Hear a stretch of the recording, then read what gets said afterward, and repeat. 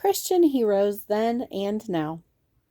David Livingstone, Africa's Trailblazer, by Janet and Geoff Benge. Chapter 7, Farther North. I'd love to see the plans to expand the irrigation system, said David politely, 2 mornings after arriving at Kuruman. It was just the chance he had been looking for, a chance to talk privately with Roger Edwards. As the 2 men strolled between the rows of cauliflower and corn growing in the garden, David wondered how he should start. Finally, he cleared his throat. "Have you ever thought about going farther north?" he asked. Roger Edwards looked startled. "Well, I suppose it has crossed my mind from time to time. But there's so much work to be done here, I'm not sure the committee in England would think it was a good idea." He looked nervously at David.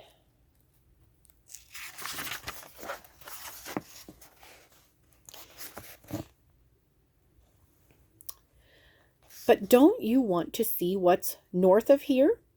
Kuruman is so small. There must be much larger settlements not too far away. Hasn't anyone gone to find out where they are?" asked David, pushing the point. Roger nodded. "Yes, to some extent," he replied. "Reverend Moffat has been to Namaqualand to the west, and he knows the Zulu tribes to the east. But I can't say anyone has gone very far north. A man with the Church Missionary Society went up there for a few months, but he didn't last." David wasn't sure whether he should go on talking about his plan, but since he sensed some interest, some spirit of adventure in Roger Edwards, he continued. Bending down to examine the rich soil, he said, "I was thinking that perhaps I would take the wagon and oxen and do a little exploring. Would you like to come along?" But, Roger was at a loss for words. He took a deep breath before continuing. "What would happen if Reverend Moffat found out? We're meant to follow orders, not just go off and do what we want. I've been here 10 years, and Robert Hamilton even longer. Neither of us has ever been told to explore the area north of here." "I know that," said David soothingly, standing up to face his new friend. "But Reverend Moffat is staying on furlough longer than expected. He'll be away for at least another year. In England, we talked about my opening a new mission farther north, but he confessed he didn't know much about the conditions up there. Wouldn't it be good if we had some solid facts to give him when he got back? Perhaps a map with the names of the tribes and chiefs north of here on it, and a list of those who are open to our coming back to work among them. That could only help speed up the whole process." "But the station here, who would look after it?" asked Roger. "That's not a problem," said David. "After all, before we arrived, there were only you and your wife and Robert Hamilton here. If you and I went north, leaving William Ross and his wife behind, there would still be more than enough people to run things here." Roger laughed nervously. "I see you've thought it all through. I would have thought you'd have been tired of traveling after your journey here. But I see you have traveling in your blood. Let me think about it, David. I must say, it's good to have someone with your enthusiasm here, but it does rock the boat a bit." With that, he patted David on the back.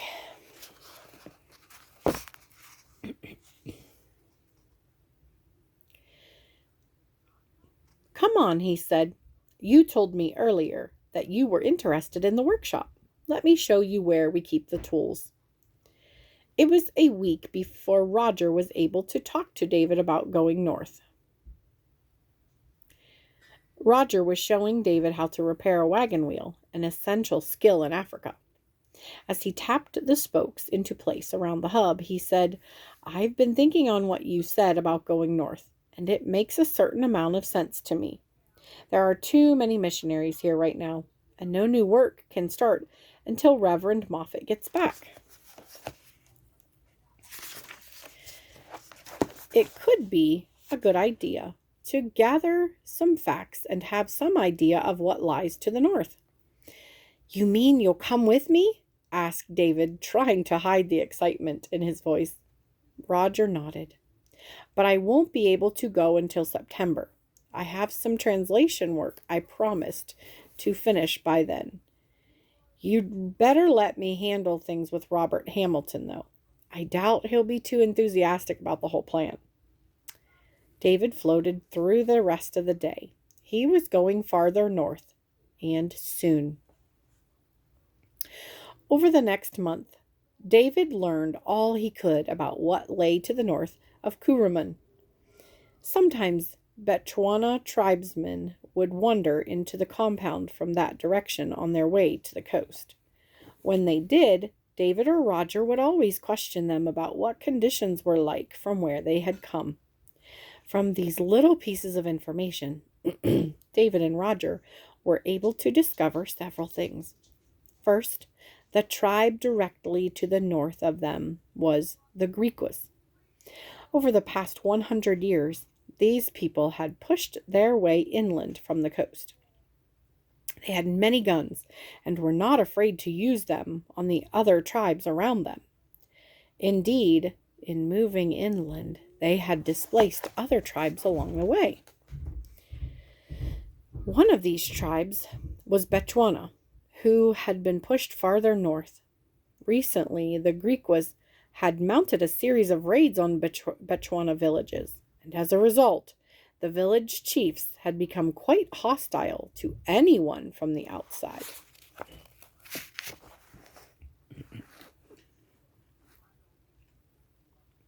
When David heard this, he was more determined than ever to get out among the Bechuana people before they armed themselves with guns and would rather fight than talk. And by the sound of things, he didn't have a moment to lose. On September 24th, 1841, 9 weeks after David's arrival in Kuruman, the wagon had been overhauled and restocked, and the oxen were well rested. It was time for another adventure. David Livingstone and Roger Edwards, along with an African guide named Pomare and another African Christian, climbed onto the wagon and headed out through the gates of the mission compound. David looked back to see Robert Hamilton and William Ross nervously watching them go. The wagon rumbled along the scrubby bush track that led northward. Once again, David was fascinated with the array of wild animals he saw. He wished he were better at drawing, but he did his best to capture with words the way things looked. Herds of rhinoceros and elephants trampled through the bushes, while gazelles and springboks jumped and pranced in the distance, too skittish to allow the men to get close. It was 2 weeks before Pomare pointed excitedly into the distance. "A village," he said, "over there." David Livingstone strained for his first look at a Bechuana person. He heard one before he saw one. "Lululu, lululu," he heard a woman's voice yelling. He assumed someone had spotted the wagon and warned the others. Sure enough, within 2 minutes, the ground around the wagon was alive with action. Large black men with glistening bodies, wearing leather tunics and carrying long, sharp spears, jumped and danced around the wagon. "Are they friendly?" whispered David to Pomare, having no clue how to interpret their behavior. "I don't think they will hurt us," replied Pomare, but you must be careful not to show them your gun." David nodded. The last thing these people needed was to be introduced to deadly weapons as a byproduct of hearing the gospel message. Two of the men from the village grabbed the yoke of the lead oxen and guided them along the path and up and over a small rise. David gasped as they reached the top. Spread before them was a valley filled with round huts. Each hut had a perfectly cone-shaped straw roof. David caught a glimpse of women and children peering around the edge of the doorways of the huts.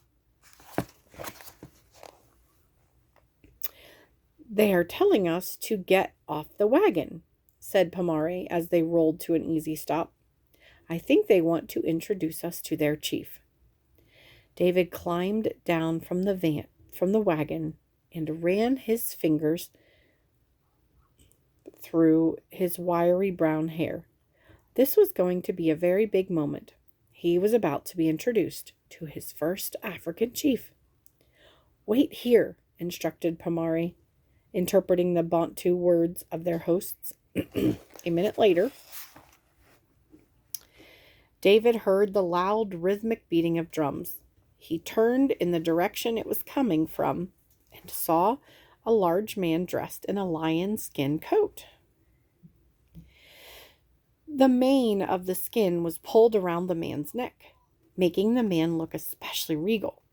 The man was surrounded by warriors, each carrying a spear and a gray rhinoceros skin shield. "Greetings," said David to Pomare. "Tell him we bring greetings." Pomare spoke in Bantu and then turned back to the missionaries. "Chief Mosiliel says you are welcome. These are Bechuana people, and this village is called Mabatsa." David smiled a broad smile. He wished he could speak Bantu, because then he would be able to understand everything that was being said. It frustrated him to think people had so much information he could not discuss with them. The exciting afternoon turned into an equally exciting evening. Chief Mosialel ordered a cow to be killed for a feast, and as they ate and drank together, the missionaries watched the people dance and chant. David was captivated by all he saw, and that night, by the light of his oil lamp, he tried to write down everything that had happened. As he blew out his lamp and lay down to sleep on the woven mat that had been provided for him, he thought he saw the dirt on the floor move.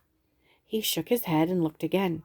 He told himself he must have imagined it as he pulled a blanket up over his shoulders.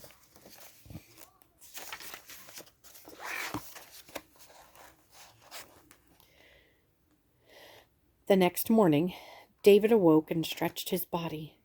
When he sat up, he stared at his fingers. Between each finger were dozens of tiny dark blue balls not much bigger than pinpricks. "What's this?"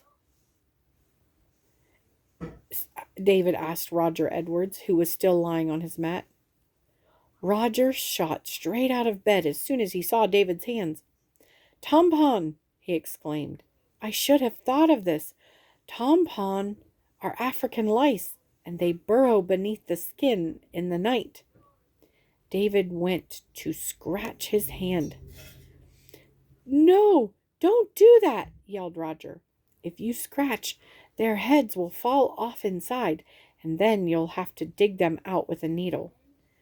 "Then how do I get rid of them?" asked David. "They do come out, don't they?" Roger grunted. "Yes," he said, "they come out, but not easily. First, we'll have to douse them with alcohol, and then burn them out with the end of a hot needle." The next hour was spent laboriously removing the lice one by one. David learned from Roger Edwards that the lice live in the dirt. "So that's why I thought I saw the floor moving last night. It was all the tampon lining up to jump on me, David said. But how do we stop them? Surely we can't do this every morning for the rest of our trip. No, replied Roger. The problem is that we slept on a bare floor. The floors back at the mission house are all plastered over, so the lice can't live in them. Tampon also don't like fire, as you can see. He pulled a needle from the fire and very carefully pressed it against one of the tampon on David's left hand.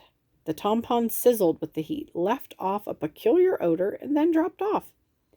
If we have to sleep on the ground, we need to scorch the area and lay a tarpaulin down before we pitch our tent.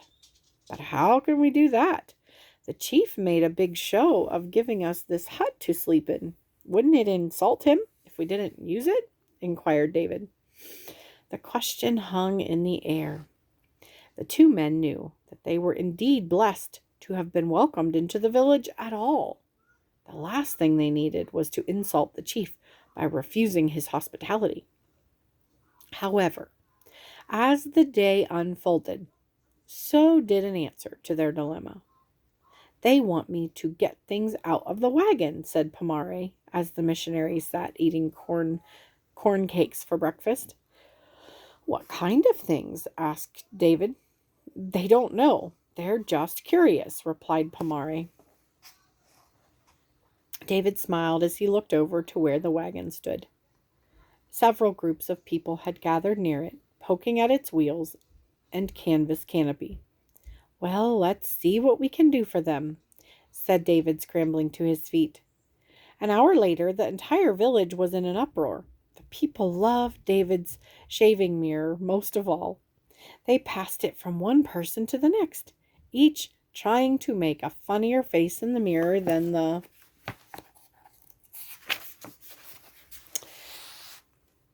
person before. They laughed until tears ran down their faces. They want to know what is in the black bag, Pomare said to David. You'll have to tell them they can't touch the things in there. That's my medical bag. Do you think they know what a doctor is? David asked.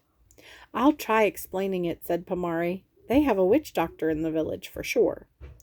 The people did understand that the things David Livingstone had in his bag could cure them, and they immediately began to ask him for help.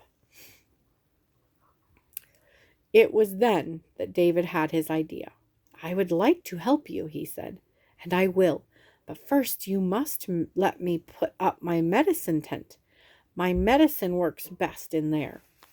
The people understood perfectly and waited patiently while David and Roger scorched the ground and then pitched their tent.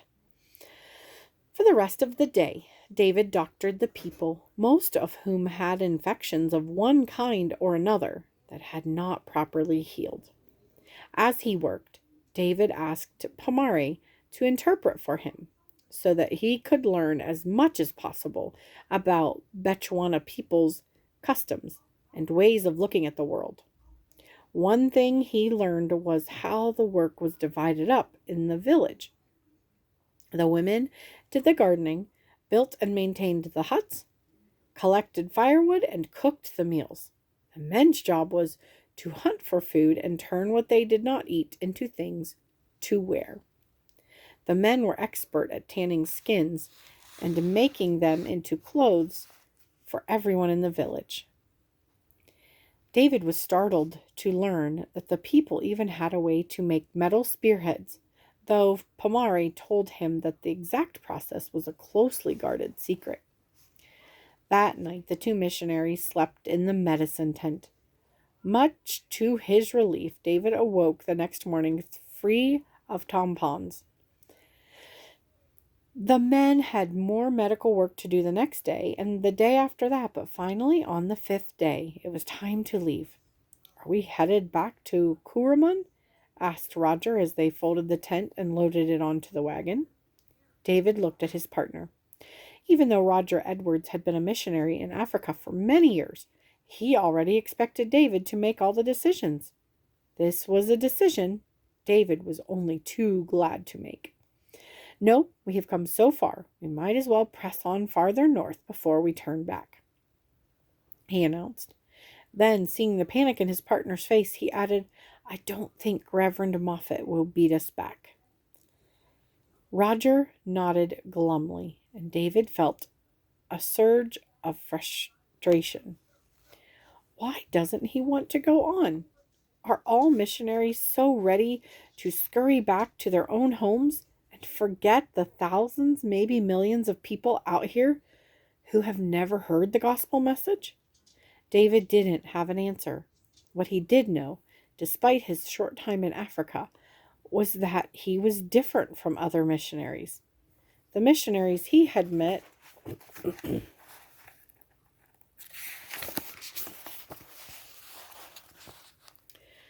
so far were settlers. He was a pioneer, a trailblazer.